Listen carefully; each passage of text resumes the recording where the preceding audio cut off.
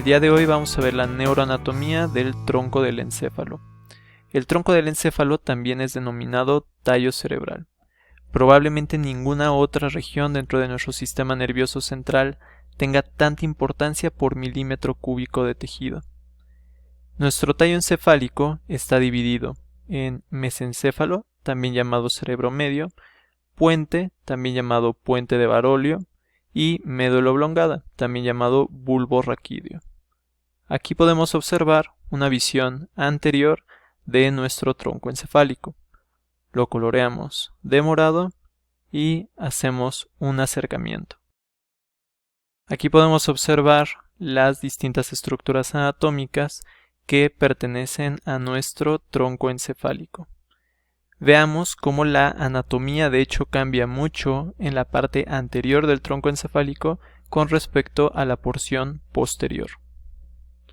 Aquí coloreamos de azul nuestro mesencéfalo, tanto en su porción anterior como en su porción posterior. En verde observamos a nuestro puente, tanto en su porción anterior como en su porción posterior. Y por último, en naranja vemos a la médula oblongada, tanto en su porción anterior como en su porción posterior.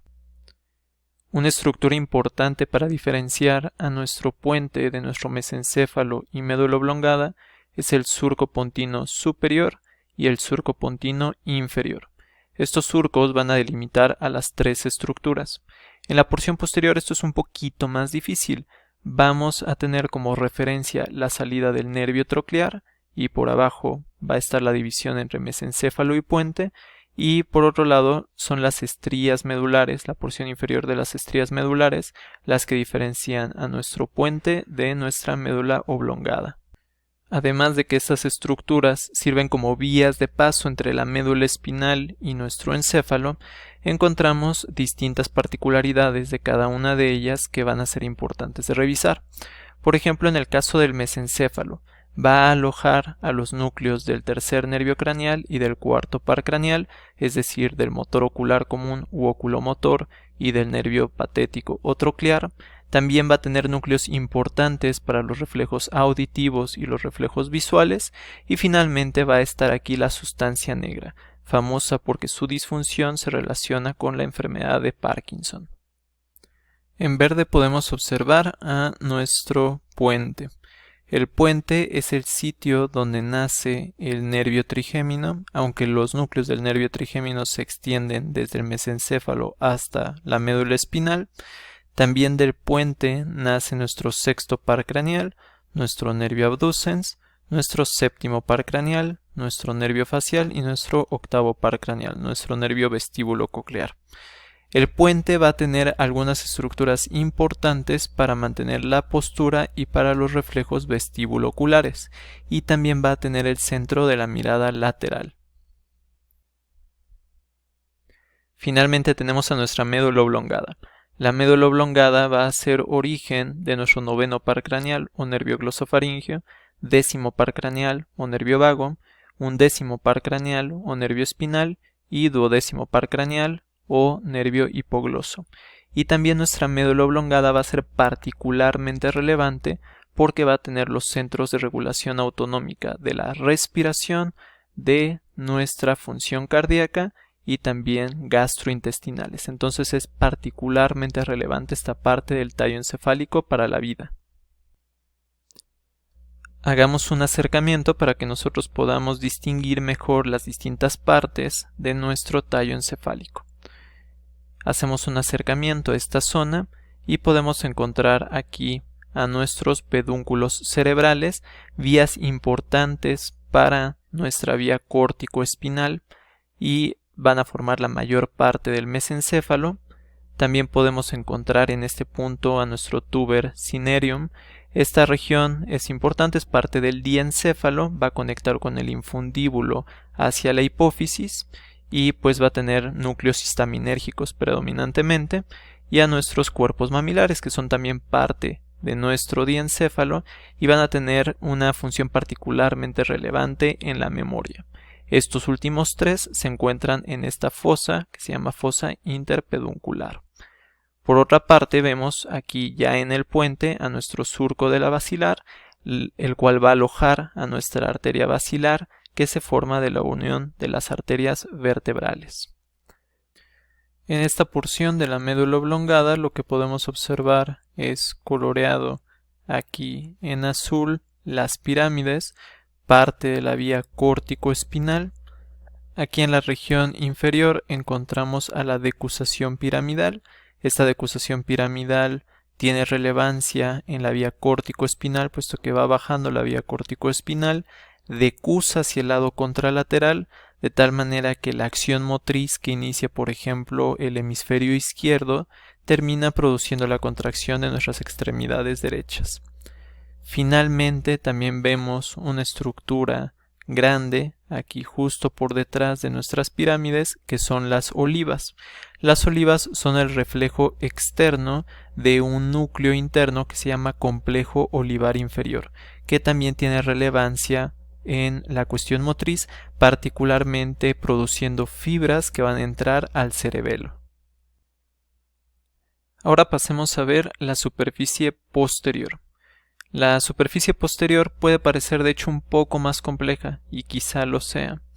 En la parte del mesencéfalo destacan nuestros tubérculos cuadrigéminos. Estos tubérculos cuadrigéminos son 4 y los dividimos en los colículos superiores y los colículos inferiores.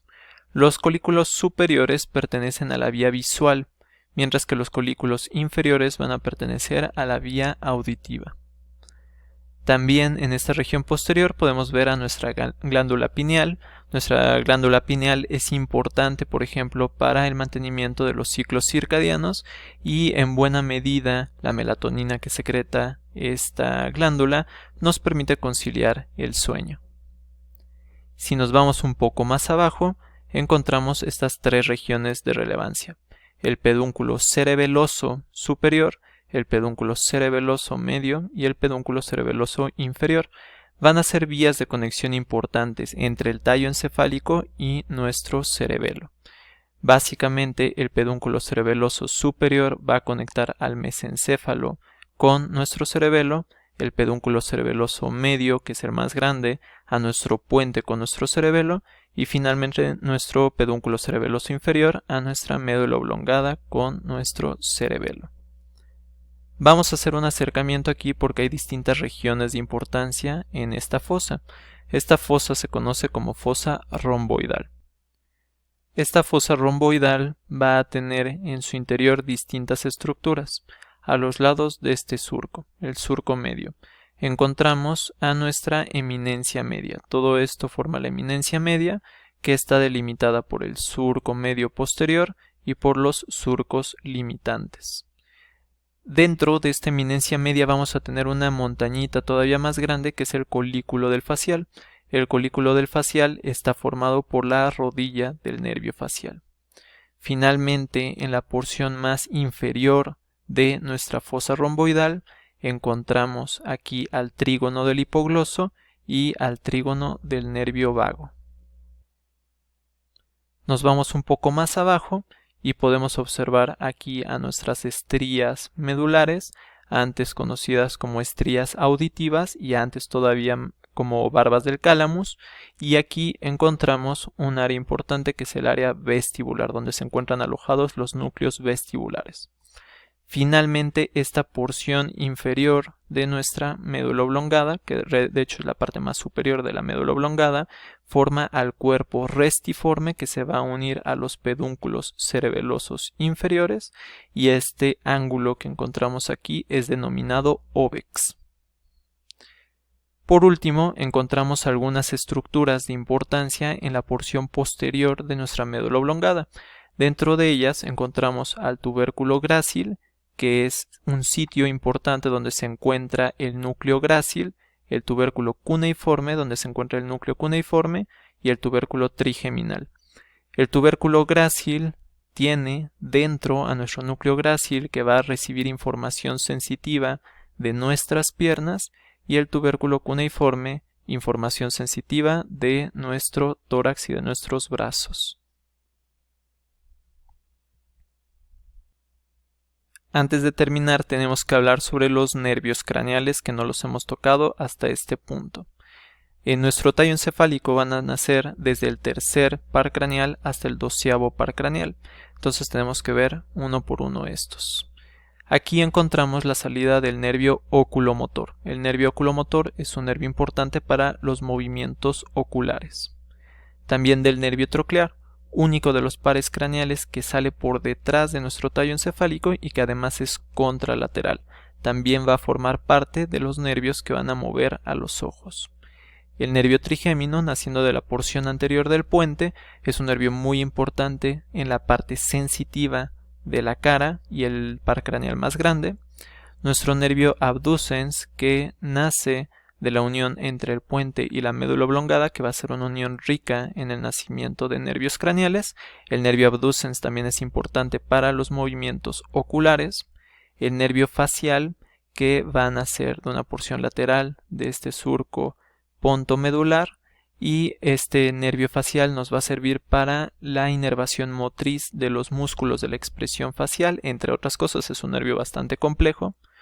Nuestro nervio vestíbulo coclear. Nuestro nervio vestíbulo coclear es un nervio sensitivo que sobre todo nos va a servir para cuestiones auditivas y del equilibrio. Aquí encontramos un poco más abajo a nuestro nervio glosofaringeo. Nuestro nervio glosofaringeo va a tener algunas funciones sensitivas y algunas funciones motrices, particularmente en la parte de la faringe. Nuestro nervio vago, un nervio muy largo que va a estar inervando a nuestras vísceras torácicas y a nuestras vísceras abdominales.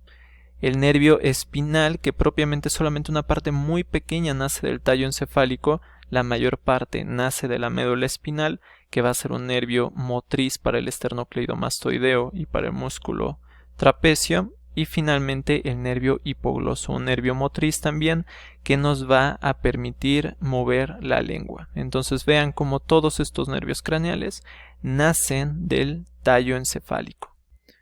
Finalmente terminemos este video con un corte medio sagital para hacer algunas precisiones anatómicas que vale la pena revisar. Aquí podemos observar a nuestro sistema del líquido cefalorraquídeo. Este sistema aquí lo podemos observar desde el tercer ventrículo, que propiamente pertenece a nuestro diencéfalo. Posteriormente el acueducto mesencefálico, ese sí ya pertenece a nuestro tallo encefálico, y este acueducto mesencefálico termina en nuestro cuarto ventrículo. Y este cuarto ventrículo se extiende desde nuestro puente hasta nuestra médula oblongada. Recordemos que este sistema del líquido cefalorraquídeo termina en el conducto central, en la médula espinal, y también por los agujeros de Magendie y de Luschka a los lados del cuarto ventrículo. Y finalmente con esto acabamos una breve revisión de nuestro tallo encefálico, una de las estructuras neuroanatómicas más importantes que tenemos en nuestro sistema nervioso central, y también una región muy importante para detallarse neuroanatómicamente. En este video nos enfocamos en la configuración externa, faltaría ver configuración interna de nuestro tallo encefálico.